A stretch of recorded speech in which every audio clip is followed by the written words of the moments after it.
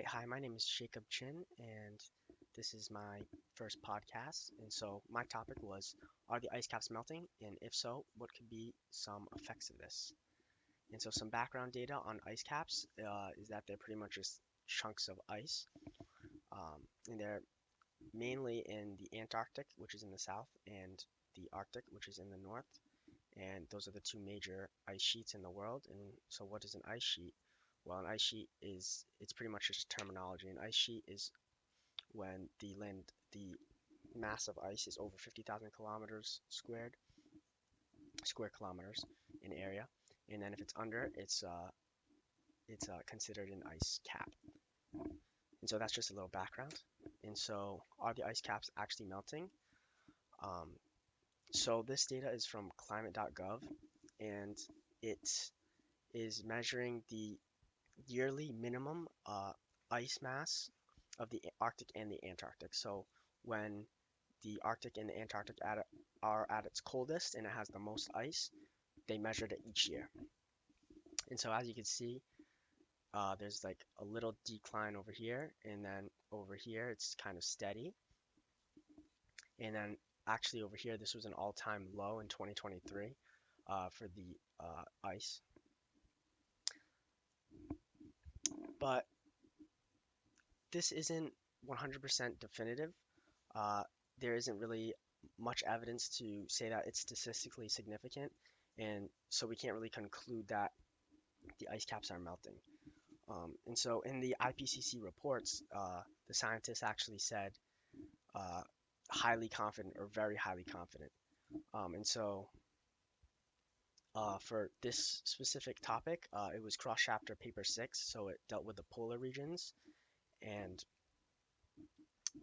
like when talking about ice caps or like making a claim that the ice caps are melting, it would say in parentheses highly confident or very highly confident.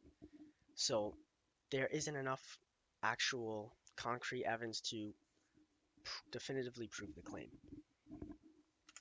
And so, what are some effects that this could potentially have?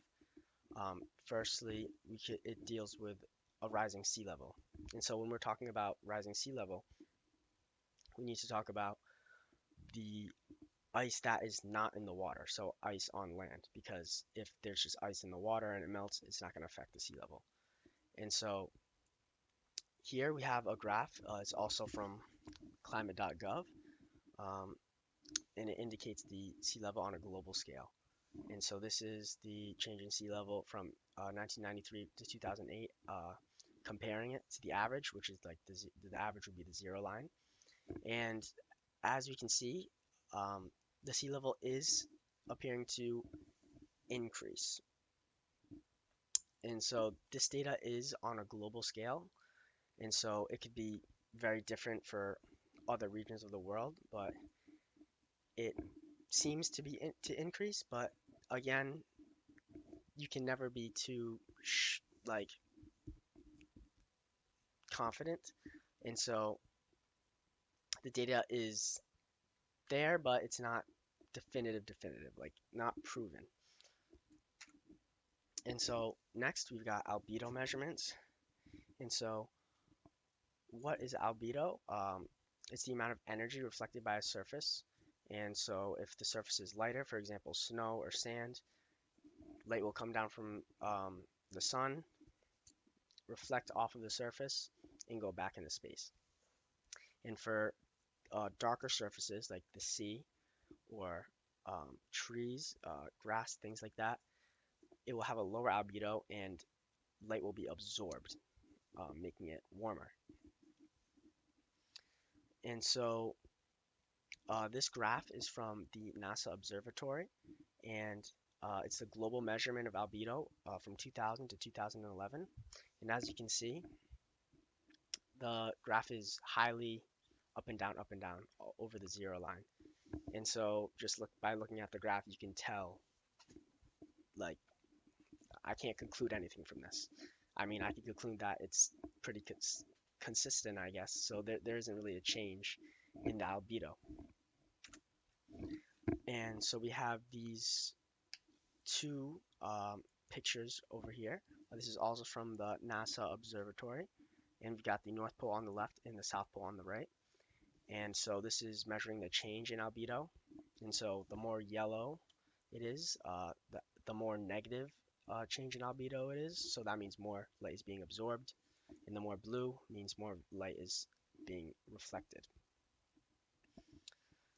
And so there's pretty significant variation with the different regions, as you can see. And so this could potentially have like a high albedo in one place, low albedo in a different place, but the net for the global albedo is still isn't really changing. There's no evidence, definitive evidence of it.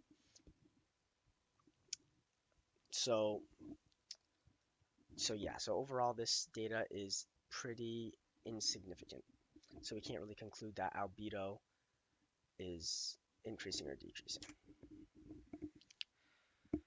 And finally, we've got polar bear extinction. And so the polar bear population is data deficient, according to polarbearsinternational.org, which means that polar bears aren't in they're in places that are not really populated or don't really have like the technology and things like that to kind of observe the polar bears or see them, and so you can't really specifically measure the population. So they take a look at subpopulations, and so we've got the according to the World Wildlife Fund, we've got this graph right here, and this is showing polar bear subpopulations. Um, and so it's a popular opinion that these polar bears are decreasing the population, along with seals, their prey, which can lead to extinction over time. And so, is this really happening? And so, we've got stable, increasing, and declining, and data deficient. And we have a bunch of them over here, and there's different size of the amount of polar bears. And so, from this, there's a bunch of different things. So, again, we really can't conclude much from this at all about the polar bear population. And so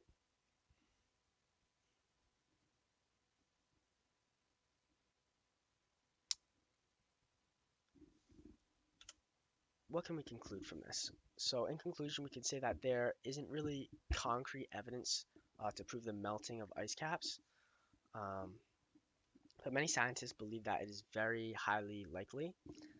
Um, and certain data is hard to come by and compare to because there are so many different variables that goes into this problem.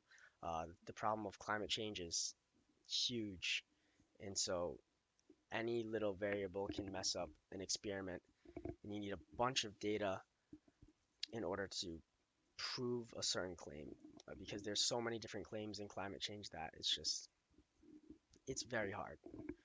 Um, but hopefully over time more data will be collected and we could be more conclusive on certain claims. All right, thank you for watching.